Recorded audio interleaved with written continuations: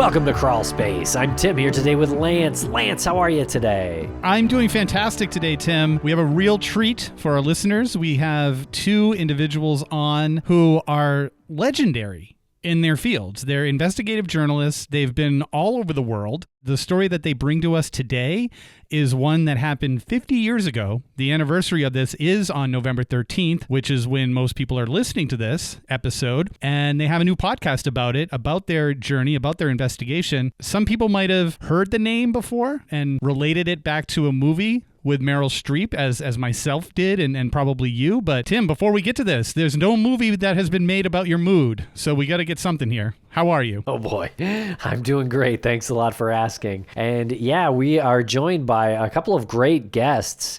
It's Mike Boettcher and Bob Sands. And these guys are legends in the industry, and they are working on a new podcast from ABC Audio. It's called Radioactive, the Karen Silkwood Mystery. And as you mentioned, this mystery has endured the test of time because this is a case from 1974 in Crescent, Oklahoma. And this mystery involves Karen's car potentially being forced off of the road. And a lot of people have heard the name Silkwood before, and the person behind that name is Karen Silkwood, as you mentioned, and she worked at the Kerr-McGee nuclear facility, and this was a place that was poorly managed. It had horrible conditions. People were getting sick, and there was missing plutonium. So she became a whistleblower, and she was ready to take the company down on some level right before her untimely demise. And it's officially been declared as an accident. And as you'll hear in this conversation, it's sort of fallen onto the shoulders of Michael and Bob to bring some truth and justice to the story. Well, we invite you to check out the podcast, Radioactive, the Karen Silkwood Mystery, and it does premiere on November 12th, so I guess that's yesterday, as if you're listening to this on release day of November 13th, 2024. So thanks a lot for listening, everybody. We really appreciate it. Make sure to follow our social media pages at Crawlspace. There are links in the show notes. All right, everyone, we're going to break real quick for commercial, and we will be right back with Michael and Bob and the Karen Silkwood Mystery. Thanks to our sponsors, and now we're back to the program. Mike and Bob, welcome to the podcast. How are you today? Doing well. Busy day, welcome to the University of Oklahoma and the Gaylord College of Journalism and Mass Communication. And welcome to my private office in my private home with my dogs. Two very original intros by two incredibly respected guests, and we're thrilled to have the both of you on. Thank you so much for joining us and taking the time. Can we have you introduce yourselves and a bit of background so the audience can find out a little bit about the both of you? Yeah, let me go first, Mike, because Mike is going to have at least 10 minutes for this, okay? He's got a tremendous history. I've been in broadcast journalism now for 55 years, radio, television, mostly radio. Loved every second of it, but my whole life changed back in 1974 with Karen Silkwood's death. It led me on a path to be an investigative reporter. I've investigated everything from mafiosos to, well, I can't talk about some of them because it was while I was a private investigator. But I was a private investigator, had a lot of big cases, got to work many, many times with this character next to me, Mike Boettcher, who is an absolutely fantastic reporter and journalist with a great history. Go ahead, Mike. Hi, I'm Mike Boettcher. Bobby and I have known each other since the 1974, right? Or 73, Bobby, right? 73. I was a young cub radio reporter still in college back then. I left Oklahoma in 1980 to help launch a little cable startup in Atlanta that became known as CNN. And so I was one of the original correspondents for CNN. In my career, I spent 10 years as a correspondent for them, 20 for NBC News, and the last 10 years I've been working with ABC. Much of that time was conflict reporting, but the best investigative reporter I've ever worked with, and I've worked with the best, is Bob Sands. So much so that when I was at NBC and the Oklahoma City bombing occurred and I was flown in here, NBC put me in charge of the investigation of the Oklahoma City bombing. I said, well, I'll do that, but I need Bob Sands. We've been teaming up for a long time, and, we like to solve mysteries. Can we get that on T-shirts? Yeah. I need Bob Sands. I need Bob Sands. Get me Bob Sands now. I prefer we learn to solve mysteries, okay? You two are like a Woodward and Bernstein type. Well, it's funny because, we're from that generation, so we were heavily influenced by that. We all, those of us who grew up in journalism in the 70s wanted to be Woodward and Bernstein. And in fact, in our radio newsroom, that's what they used to nickname Bobby and me, was Woodward and Bernstein. That was meant as a joke back then, but we kind of took it seriously. So we've still been doing that, over the course of decades now. And again, Bobby's the best, and we're close friends, and, it's just a pleasure working with someone you like to work with, and that I'm strong at some things, Bobby's stronger at other things, and we work well together. Hopefully we'll continue doing this until the Reaper comes, whenever that is. Yeah, Mike's a great guy to work with. He really is. We've learned over the years how to play off each other, how to work together as a team. He is a superb writer. He knows how to tell a story. I know how to dig one up, and from that, it works. So that's the dynamic. Bob digs up the stories, investigates them, passes the information off to Mike. You formulate the story that's going to go out to the public, and that's how the working relationship came together, and that's what you've been doing for so many years. Pretty much. I do a little investigative stuff myself, but I'm not in Bobby's league on that. My job at CNN was I created and ran in 2000 the CNN Terrorism Investigation Unit. My job for a few years was tracking Al-Qaeda around the globe. I wish I would have had Bobby on that one. It would have gone a lot smoother, and I did on some of it. Wow, very cool. Well, I feel like we're very lucky to have you both. I'm curious, how did your journeys lead you to produce for ABC Audio? I have, a lot of respect for and the close association with ABC going back to 2009 when I was embedded for 2 years with my son in Afghanistan. I left NBC News to do this project and make a film, which became a film called The Hornet's Nest. For ABC, reported on the Afghan War and the Iraq War. And then when I came back home after 2 years, continued to work for ABC. In my older years here, I teach full-time. I don't have time to work for ABC full-time. But if I have a passion project, something I want to do, I go to ABC. We like to do documentaries. I'm a TV person. But frankly, the documentary market is not good right now.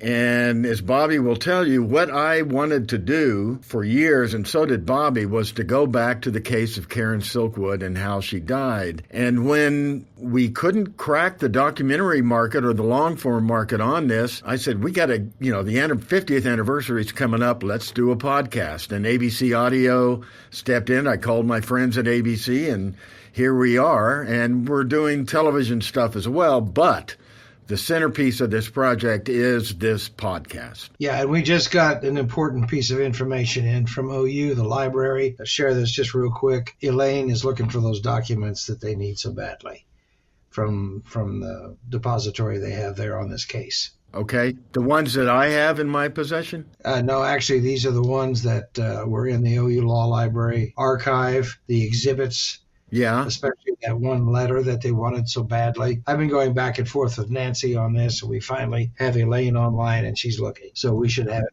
very soon. Okay, thank you. This is an ongoing investigation. We have stuff, in fact, I have a very important call I'm waiting on right now. If it comes in, I'll have to jump over here and take it. This thing is developing even as we speak. It's not a static investigation. I mean, as we're producing this with the folks at ABC Audio in New York, new information keeps coming in. And, it's such a massive case with so many, different elements to it that, that it's going to continue this way until it airs. So it's been a busy time. Though that's evident based on what just happened here. In real time, you just got this information, and you needed to make sure that Mike knew that you had this information, because that's going to be on your list of things to do probably right after you're done this conversation. So for those who don't know the Karen Silkwood story, I think some of them know it by the movie that was made in the 80s, in the early 80s with Meryl Streep. Can you give a little bit of a background on Silkwood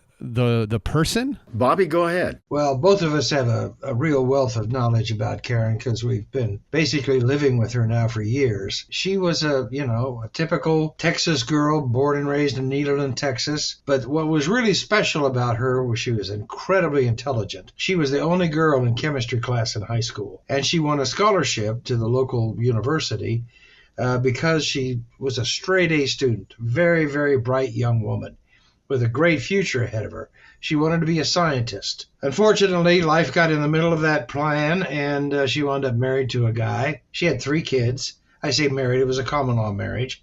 He worked in an oil patch. It didn't work out. The marriage didn't work out. Things happened, and she ended up being forced to give up her kids and moving away. She came to Oklahoma, and lo and behold, she got a job at a nuclear processing facility called Kerr-McGee plutonium processing plant near Crescent, Oklahoma, as a lab technician. And for her, that was a dream come true. She was in science. She was working with cutting edge stuff. The company's project involved making plutonium rods, plutonium uranium rods, to power the test facility in Hanford, Washington, that was designed to allow major exploration on a whole new world of nuclear reactors. From that, she was where she wanted to be. And then she started discovering that the conditions weren't good. The people were becoming contaminated with plutonium, and that as well she was alleging, and so was the Oil, Chemical, and Atomic Workers Union that she was a member of, alleging that there was more than shoddy working conditions, that the plant was also falsifying the safety reviews, the x-rays of welds when they made these rods full of plutonium pellets, that they were substandard and there were cracks in some of the welds and they were using black magic markers to put over those cracks. You got to remember, this was in the time, nuclear power was viewed as the future, but people were really concerned about it. People back then were used to growing up in the 60s with duck and cover drills from nuclear weapons. Karen, because she was probably the smartest person at that facility, wanted to do something about this. She was a young woman that everyone loved. She, with the help of the Oil, Chemical, and Atomic Workers Union, started gathering evidence of the bad working conditions and how people were becoming contaminated with plutonium, which eventually will kill you with cancer. Let me interject one statistic here just to make that point clear. In the 18 months that she worked there were 540 plus contamination incidents. 540. In how long of a period of time? 18 months. Yeah, and as she was gathering this evidence, she was actually on her way to hand over this evidence and perhaps evidence of missing plutonium from this plant, over 40 pounds worth, when she was killed in a one-car traffic accident, as the Highway Patrol called it. At that time, and still to this day, not a whole lot of people are buying that this was a one-car accident, that she, on the way to present evidence of a poorly run nuclear facility and perhaps evidence of missing plutonium from this facility, she's on her way to meet a New York Times reporter in Oklahoma City and dies in a traffic accident before she ever gets there. And all of her documents disappeared. They were never found. Backtracking just a shred, in the weeks just before she died, she was badly contaminated, horribly contaminated, several times. Contamination showed up, plutonium showed up in her apartment. Somehow it got inside her house, inside her food, in her refrigerator. There were all kinds of allegations of surveillance, of skullduggery, being tailed. She, on more than one occasion, stopped at a friend's house to hide for the night. She was so afraid. She was being prescribed Quaaludes and other drugs to help her relax and de-stress a little. So the Highway Patrol seized on that in their analysis of this accident. She certainly must have fallen asleep at the wheel and just drove off the road and killed herself. The evidence of the accident does not substantiate that. Can we break down what plutonium is before we go into the circumstances of the accident, and why is it so important here? Well, it's what they make nuclear bombs with. and power nuclear reactors. Some people call it the most dangerous substance on Earth. If you're exposed to it at high levels, you are very likely to develop cancer. All you have to do is go back and look at the scenes of the survivors of Hiroshima and Nagasaki to look at what nuclear energy can do to a human being. And is plutonium something dangerous in the sense that it is used as a bargaining chip, currency worldwide, some sort of power play going on in there? What is the bargaining chip or nuclear weapons? That is where the power lies, that plutonium makes hydrogen bombs. It is the critical element in that. And so, as we still know to this day, nations like Iran, like North Korea, want to get their hands on refined nuclear material like plutonium in order to build bombs. And so that's where the currency, the value lies, that someone wants to be a superpower but is a developing country. Well, the one thing that'll make you a superpower is we've got nuclear weapons. And enriched uranium is also used for some of those processes. And Kerr-McGee also processed uranium. There was a sister plant called NUMEC, was substantiated to have smuggled some 800 pounds of enriched uranium to Israel. So there was already a market out of America for these kinds of products to make nuclear weapons with. The Israelis got it. That meant other people in the Middle East wanted it. That's what drives North Korea to want it to this day, and also Iran. Now, how could Karen have become contaminated by it? Her job was to inspect the pellets themselves to make sure that they were properly formed and that they would do what they're supposed to do. And the pellets themselves are actually little small things like about that had a mix of uranium and plutonium. And the process involved nitric acid as well. And they would create these pellets in these boxes where that had gloves that you stuck your hands in, and you made these things. Her job was to make sure that they matched the quality control requirements. So she was exposed to it possibly daily. All it took was a pinprick in one of those gloves, you're exposed. It was moving through the ventilation system. There were leaks somehow. Her allegation is the plant wasn't kept up to the standards it should be kept. And so somehow there were gaps that allowed for the leakage of this plutonium, because they're supposed to be separated behind a glass wall with those glove boxes working with this. It could come from a pinprick in one of those plastic gloves in that glass box. But in the case of Karen Silkwood, there may have been other reasons. She may have been later on, shortly before her death, intentionally contaminated. That is the allegation made by the lawyers for the Silkwood family back in their civil trial. It's alleged in books that have been written about this. The mystery here really is who was contaminating her? How was this happening? Because there was no clear explanation for it for her. Let's backtrack just a hair. During the trial, the man who was in charge of maintenance at this plant told stories of being contaminated almost daily, every week, because he would get in there and the pipes that this material would flow through to go to where it needed to go leaked. They had leaks all over the floor. And then they would use this mixture of Tide and bleach to clean it up. And all it did was spread the plutonium all over the floor, so that the entire room became so hot nobody could even go in there. Just as a quick example, when the plant was about to show this was just after she died. The contract was running out with Hanford.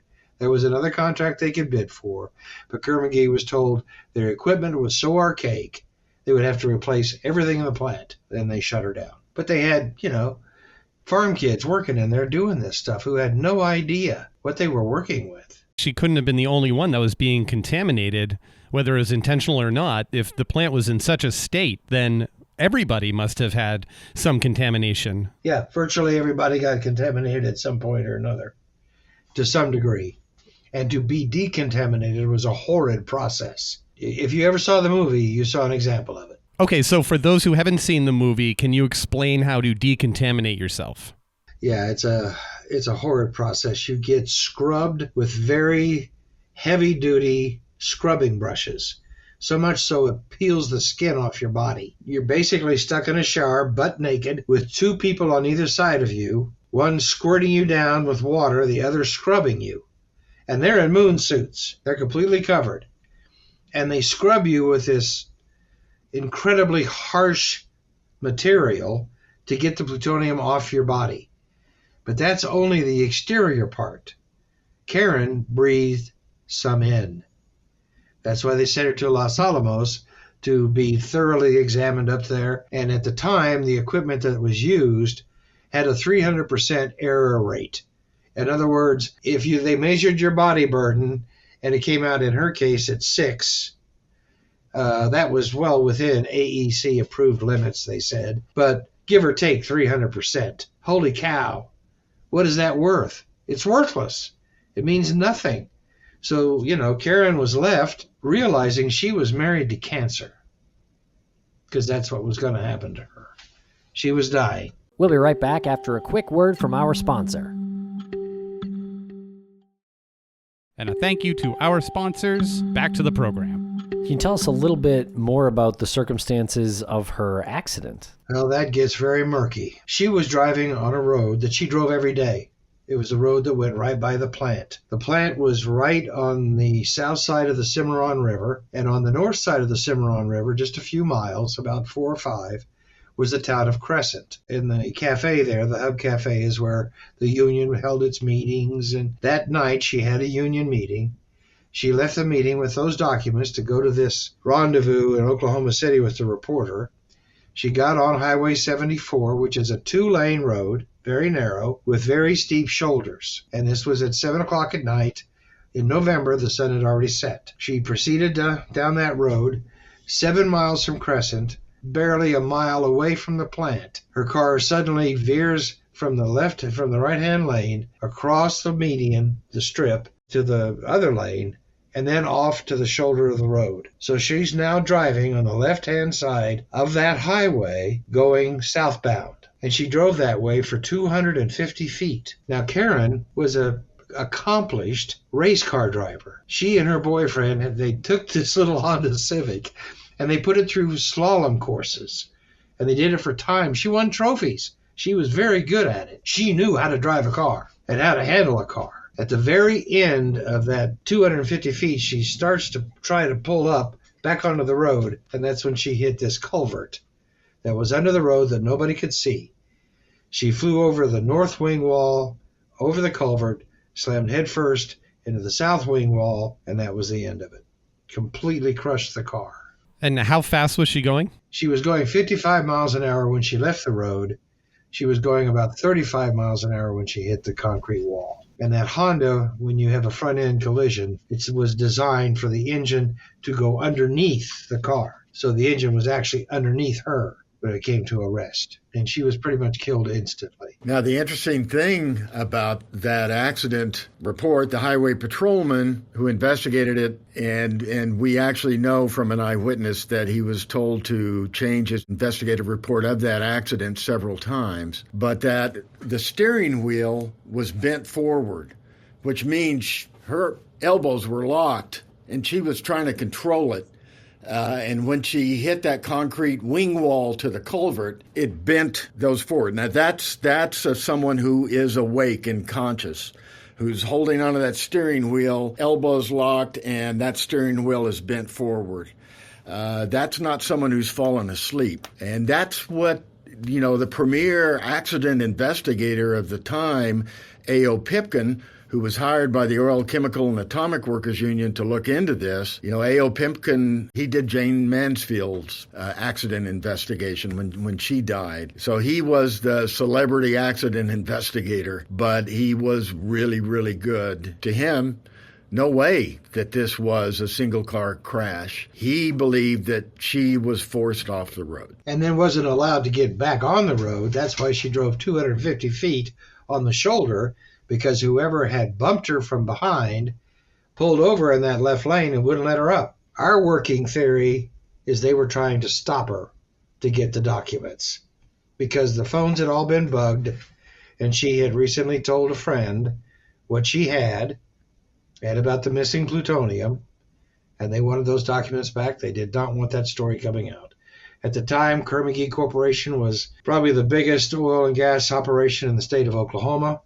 There are streets downtown still named after them, Robert S. Kerr and Dean A. McGee. They controlled and owned huge operations. They were accused of cornering the uranium market back in the 60s with the help of Senator Kerr. In fact, Robert F. Kennedy came to Oklahoma twice just to make nice with Senator Kerr because he needed bills through the Senate. So, I mean, they were very, very powerful people. Just want to revisit one comment that you made, Mike, when you said that the accident report, they asked him to change the report. The him in that, was that Pimkin? No, they asked the highway patrolman. The highway patrolman who investigated that accident, this was his first fatality investigation. He was a rookie. This will lead us to why we are tackling this now, because there was another investigation done by another very experienced highway patrolman in the early 1990s. And he recorded everything he came up with in his investigation of the Silkwood accident and death. He kept contemporaneous audio notes. They ended up with Bobby here, and you might tell that story, Bobby. And that's why we're back onto this now, because these audio tape recordings of his investigation, his notes, were to be kept secret until certain people died. This highway patrolman left the highway patrol. He became an investigator for the local district attorney, and a very dear friend of mine worked there as a handwriting expert. He stopped me one day in 1993. I was up at the courthouse doing some work, and he said, "Here's a tape recording you're going to be very interested in, but you can't use anything on it, and you can't share this with anybody until everybody who is mentioned here is dead." And I told him, I said, "David, that's not fair. You know, I'm a reporter. My job is to spill the beans." He said, "Well, you can't spill these beans, brother, not until they're dead." And when I listened to the recording, I understood why. And I can't get into all the details, but just suffice it to say, it's very powerful. Unfortunately, he took everything he found. He recorded everything in real time. He would do an interview. He'd get back in his patrol car. He'd record what he'd found.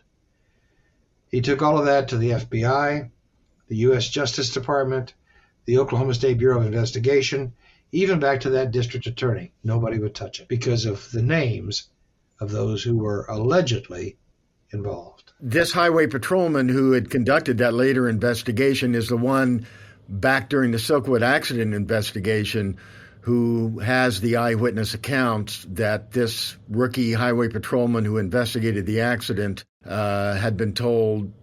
How many times, Bob? He said 4 times. 4 times he had to change the report. Who was telling him to redo it? His superiors. And at what point did it? When it was called a one-car accident with no one else involved. On the 4th try. Yeah. And we get to hear some of these tapes in the podcast? Yep. You'll hear the tapes, and you'll hear the tapes also of a private investigator who was hired by the Silkwood family back in the late 70s to investigate what happened. We found those in a true movie setting inside a giant warehouse full of old crates stacked to the ceiling, something straight out of an Indiana Jones movie. We poured through those crates, 4 big, huge ones. The very last box and the very last crate, Mike bends down and says, "Oh my God, it says Silkwood." And inside were his reports, all of his tape-recorded interviews, all of it. And you'll hear some of those too. And do we actually hear the moment where you guys discover this? Yes. Oh, yeah. Oh, yeah. In this genre, of reporting and going back on crime, true crimes or unsolved crimes, you're always looking for that smoking gun. The problem with the Silkwood case is there's a hell of a lot of smoke, and it's hard to find that, that weapon it's coming from. We've been up against that, the entire time in this case. You're going to hear new information about what happened to Karen Silkwood in the eyes of those who investigated it in real time, because we have their voices from a half century ago. It goes back to the surveillance society of the 70s when some American intelligence agencies were getting a bit out of hand in terms of surveillance. One of the things we discovered through these audio tapes was Karen Silkwood, her story was part of a much broader surveillance by the, people going back to the Nixon White House and that era who were considered enemies because they were anti-nuclear. And so you had a systematic surveillance of anti-nuclear activists, union members who worked in these plants. These people were considered enemies of nuclear power. And there was a systematic surveillance, wiretapping, bugging phones, all of that throughout the country, not just here in Oklahoma and not just at the Kerr-McGee plant. These people were being monitored closely. And that takes us back to Karen Silkwood when she was on that highway, Highway 74, headed south to Oklahoma City to hand over those documents to a New York Times reporter. How would they know she was carrying documents? Those documents disappeared. Witnesses at the cafe a few minutes before when she left said she had a notebook and a folder and documents and all of this. There was nothing there at the crash site. It was all gone. How would they know she would have been carrying this material unless they were listening to her phone calls? And how would they know that she was going to take them to a New York Times reporter? If it had been me or Mike back then, okay, they could have brushed us off. It wouldn't have been a big deal because we were Cubs. This was the New York Times. That was a very different deal. And we'll be right back after a quick word from our sponsors. Thanks to our sponsors, and now we're back to the program. And things really started to heat up because only in the latter stages of her investigation she was doing did she come across the fact that there was missing plutonium in the plant. And that's when things really started to heat up. And that's when she got suddenly a heavy dose of plutonium contamination. She talked about this in phone calls to union officials with the Oil, Chemical, and Atomic Workers Union in Washington. And she told coworkers that she had proof of this that she was taking to that New York Times reporter. After those phone calls, that's when things really got bad for her. That's when her apartment became contaminated with plutonium, her refrigerator, her bathroom. And the question is and was, did she contaminate herself or did someone do it on purpose? Now, we know for a fact there were two samples. When you get contaminated, you have to give fecal and urine samples to the plant. And then it goes off to their laboratory for testing, okay? Her last fecal and urine samples came back incredibly full of plutonium. It was proven in court. Somebody spiked them. Somebody put plutonium in those two samples to make it look worse than it was. And this is before her house had even been contaminated. So somebody was already messing around. Somebody was already trying to cause her difficulty. And she, as Mike said, became terribly contaminated in the last weeks of her life after a phone call to a coworker telling him she knew 40 pounds of plutonium was missing. What kind of accountability is there with the plutonium? She knew like a specific number. So who's keeping track of it and how do you even move it? And where would you bring it in order to, profit from it somehow? Well, plutonium is a byproduct of a nuclear reaction. Plutonium doesn't exist, in the world. It's a byproduct of a nuclear reaction in a nuclear power plant powered by uranium. So what they did was they took plutonium, raw plutonium, from nuclear power plants. They shipped it in big barrels on trucks to the plant in Oklahoma, in Crescent, Oklahoma. They would put it into a kind of slurry in a big tank, and then they would start processing it, mixing it with the uranium that they were processing right next door. In fact, people used to walk uranium, processed uranium, walk it from the uranium plant, to the plutonium plant and stick it through a window. And they would take that and then they'd start doing stuff with it, mixing it up to make the rods. So, yeah, it had to be processed, had to be handled very, very carefully. How would then someone steal it? You'd have to smuggle it out, wouldn't you? Guess what? In the first days of that plant, there was no fence around it. There was no security there. One of the stories that we were told is that elementary school students took uranium pellets to school for show and tell. Yes. How? Dad gave it to him. You just hold them in your hands?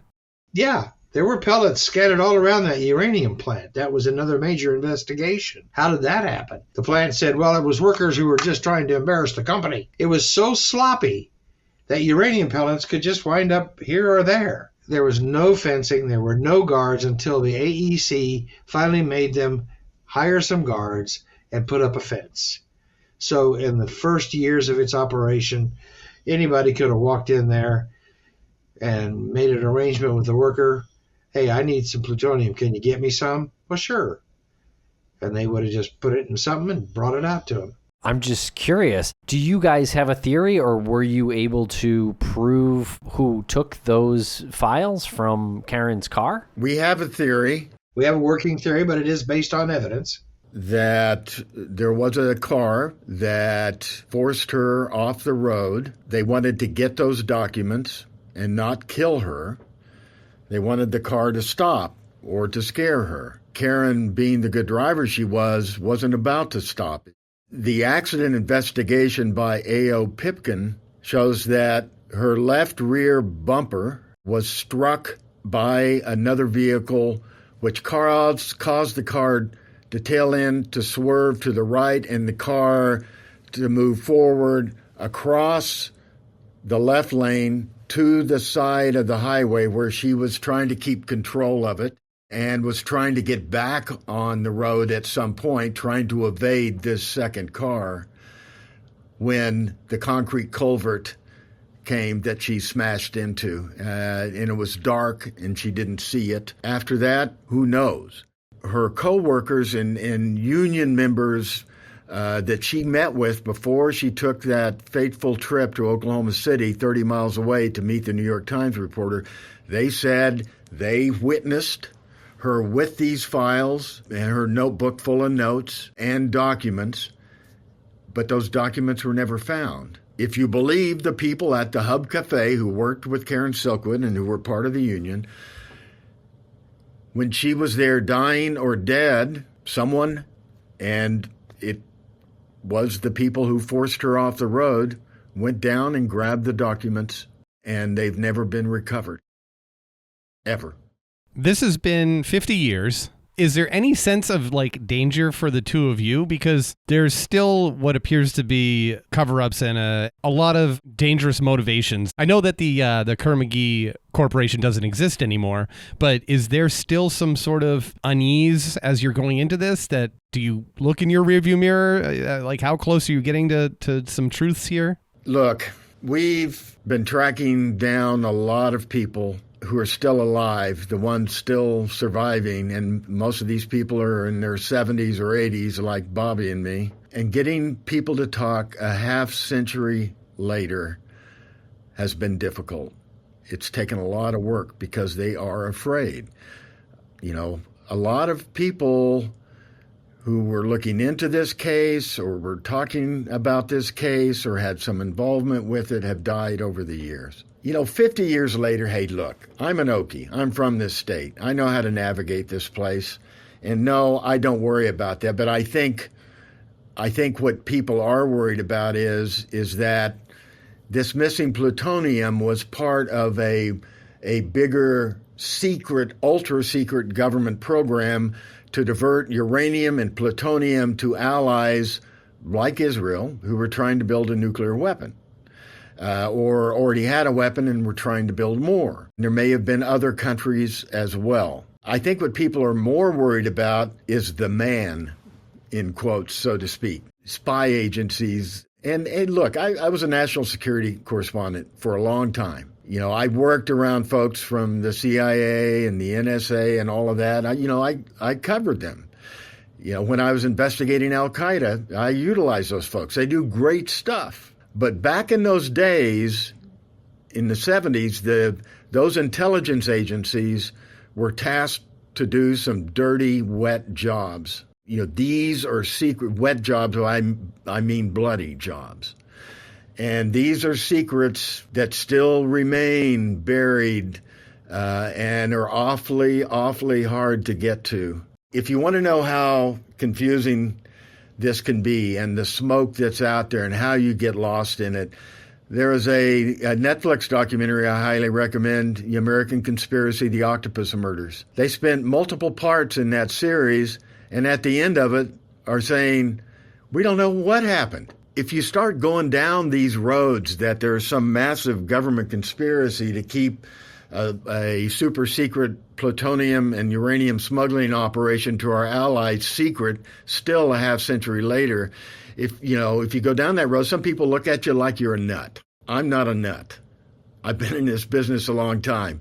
I'd like to think I'm a respected journalist, and I've worked at the highest level for a long, long time in very dangerous places all around the world. And on this one, let me tell you, folks, I'm not a nut. I know what I'm doing, and something really stinks here. And that's why we're doing this. Thank you so much, Mike and Bob, for joining us here today. Radioactive, the Karen Silkwood mystery, begins airing on November 12th, 2024. So we're definitely going to be there listening. This is a crazy story I can't wait to learn more about. We're excited that ABC Audio gave us a chance to tell this story because, not many people are left out there that want to tell what happened. And Karen Silkwood deserves justice. Her surviving children deserve to know.